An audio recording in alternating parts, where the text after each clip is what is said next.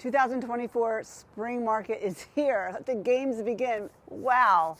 Easter is now behind us and everybody is going to start putting their homes on the market. But is it going to be enough to satisfy the fact that right now there's 5 buyers for every 1 home? But happy spring. Now, I've sold several homes already in 2024 and I need to get this message out there of what's happening right now. Real estate in Philly and the burbs, boots on the ground, right? This is very important because this is not something you're going to read about 2 months from now about what's happening today. That's what kind of happens. These reports come out 2 months later.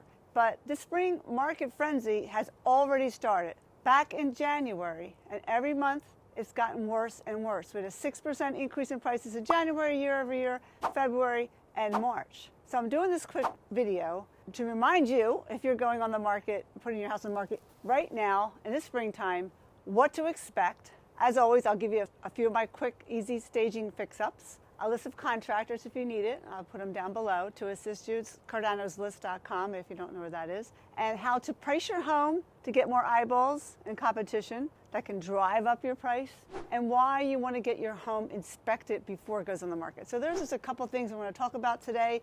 Also, you get a free copy of my Home Sharks book.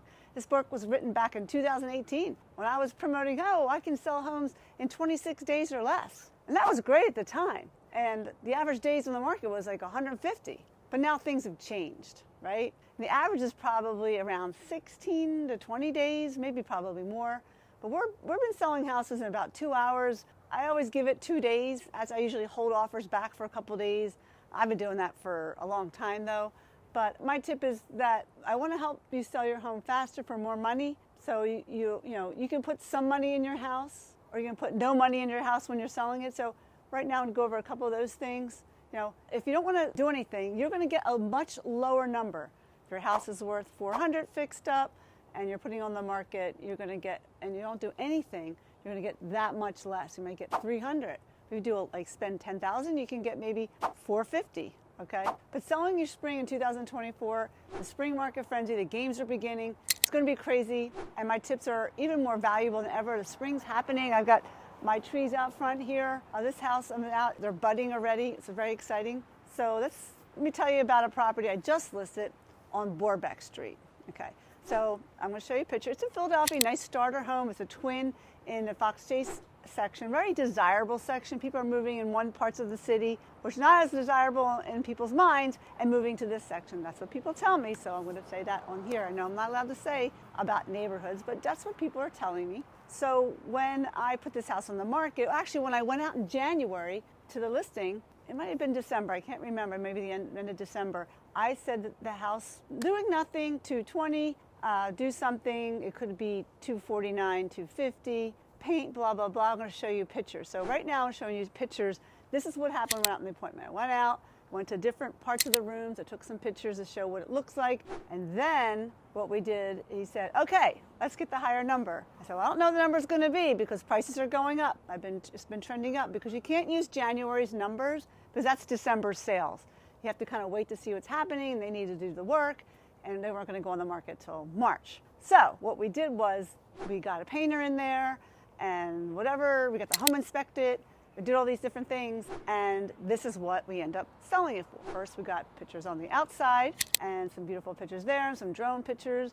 And then we went inside, and using our Revere pewter, painted the cabinets in the kitchen. So we did some bunch of different things. And before we go to the market, I said, listen, let's price the home at $299. He goes, $299? You were saying $260. I said, no, $299 is the number. And that's what we got, $299. So we were able to bump that price up. And that's just in 2 months. And this is what's happening out there. So I wanted to let you know this is what's happening. So why did I just tell you about this property on Borbeck Street? It's a first-time buyer home. Last year, I'm telling you, it could have been bought for $250 the same time last year. But now, getting $300. We didn't have all the offers at $300, but we had an offer for $300. Someone who's been sitting around looking for a house and finally said, this is the one I want. And I'm telling you about this because there's several more like this that I sold. And I want to explain what's happening in the spring market and what you need to do in these 4 areas right now. Really important 4 things. 1, determine your target market. Who is going to be buying your home? Where are they coming from? Very important right now, especially as the millennial generation's desire to purchase a home is very high right now. They'll pay more for a house. They know they have multiple offers. They know that they're going to pay a higher rate. They know there's competition. All these things they know about, and they still want to buy a house. There's 5 homes, 1 home for every 5 buyers. So who is your target market? What type of buyer is going to buy your home? And then we make Google ads, Facebook ads attract this type of buyer to buy your beautiful home. And that's what's really important. Determine who it is going to be buying your house and where are they usually coming from. And then, boom, put your house on the market in that particular price range, which is our next thing. So that's why pricing is very important. Number 2, it's like my big thing. You need to price your home just under the most comparable property that just went pending, not sold. Because 2 months ago, that was when it went under contract. You need to see what's going on right now. I said we had a 6% increase year over year, January, February, March. You cannot use January data because that was December sales. I said that before. So why price at or just under the most recent pending sale? Well, it's pending. No one knows the real price. Now, I can find out the price. That's what I do when I list a home. I find out what the pending sales are going for. That determines where the market's going, up or down. But the public doesn't do that, and realtors sure don't do that for their buyers. I would know that because people be calling me. So it's important to price the home, not where you think it's going to end up, but where they're looking. The $400,000 buyer only looks up to $350,000. They look at the $400,000 home and say, I'll never get that because I need to come up even higher, okay? And also they're going to look up the days on the market because the days on the market have gone up because of the fact that sellers are getting greedy and pricing their homes at some ridiculous prices. So these homes are sitting. So you don't want to price your home like high like all those other people. You want to price it lower. The average days on the market comes out to be like, if right now you're looking for a home and the days on the market says 12 or 13 or 14, there's something wrong with the house price based on how the house looks. Maybe they didn't do anything. Maybe they staged it improperly. Maybe they didn't do any low-cost fix-ups. I don't know what they did or didn't do, but that's what happens. So the ridiculous price homes right now are just sitting on the market, and if you're sitting and you're one of those homes, you need to lower your price at least 3.5% to 4.5% each time it doesn't sell, each 15 days. Now, the third thing you need to do is some quick staging for spring sale. Let's start with the outside. Power washing, as you know, goes a long way. It's so important that first impressions, people are coming up your walkway and they don't see any dirty walkway, right? Get rid of all the dark, dingy stuff on the outside of your home, cobwebs, especially around the front door, around your windows, inside the tracks, wash your windows. A new welcome mat, flowers and mulching, freshly painted front door, paint the cement. We just did this at a house. It looks gorgeous. Suggest tan paint on the outside, not gray on the outside of the house. Make it a welcome experience. It's welcoming the people to your house. It's easy to do. Clean, clean, clean, clean. Think of it clean.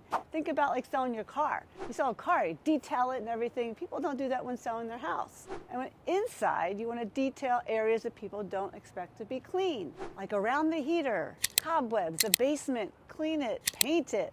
If some parts of the basement that is finished, that's great. Clean the cobwebs and everything, but in the storage area, clean that as well, okay? Around the heater, around the electrical box. All those wires that are all over the place, put them all together, make clean, clean, clean. Your garage and your basement. Why the garage is so important. Here's a picture of a garage before we painted it, and here's a picture of a garage after. And here's a picture of a basement before and a basement after. It just looks a lot better. The basement is not for storage. The basement is for love. People will love the basement that's clean. They'll love your house. They will put that icing on the cake, the cherry on top of your sundae, is painting the garage and basements. Okay, so that's that tip. Some other interior finishes could be these things, such as doorknobs. If you have the old gold ones, you put the chrome brushed nickel on there. The old brown doors like this, have you seen those? You can paint the door, it's not bad, or you can put in the 6-panel doors, which is amazing. I talked about kitchen cabinets already over at Borbeck Street. We painted those, something you can do. But quick fixes are handles on the kitchen cabinets in the bathroom, things like that. Light fixture, here's a light fixture we just had at this one house, and it goes on the market next weekend. And now the light fixture that we actually put in there, it looks a lot better. How about your light plates, you know, where you put the light on and off? You might have like a cute one from some travel you went to or something fun from grandma or something. No. Or those ugly cream color ones. No, it's the white trim, no dark trim. Take the valances off your windows and get these. I just looked at, I bought some for my house at the shore. These curtains from Pottery Barn. They're like $129. I forget what it was, but it was cute. And you just get a handycam mannequin, put them up for you. Things like that. You have to make it look like the millennial home because that's who's buying your house. That's who's looking right now. Okay, so they're the people who are been dying to get into a home, and they'll do whatever it takes to do it. That's the buyer right now. Let's get in charge of what you can get in charge of in this marketplace. Lastly, the home inspection. Like, why should I do a home inspection? I don't want to. Well, that's because you'll know. Most importantly, you'll know what's wrong with the property, and you'll be able to have it done for the buyer. But the really, really, really more important is the fact that the buyer will pay you more money knowing all the good, the bad, and the ugly of your home, and specifically the ugly. They won't feel like they are buying a money pit. They'll know all the problems ahead of time. They'll give you more money because they know. If your home's been taken care of really well, then they will love you. They will love the house. They'll even pay you more, especially if that's a good inspection report. And if it comes back with some bad stuff, like double tap breakers, things like that, we can just put it on the list to fix. That doesn't cost that much money, especially the electrical items, safety things like that. Very, very important, okay? So really, really important is just getting the inspection report.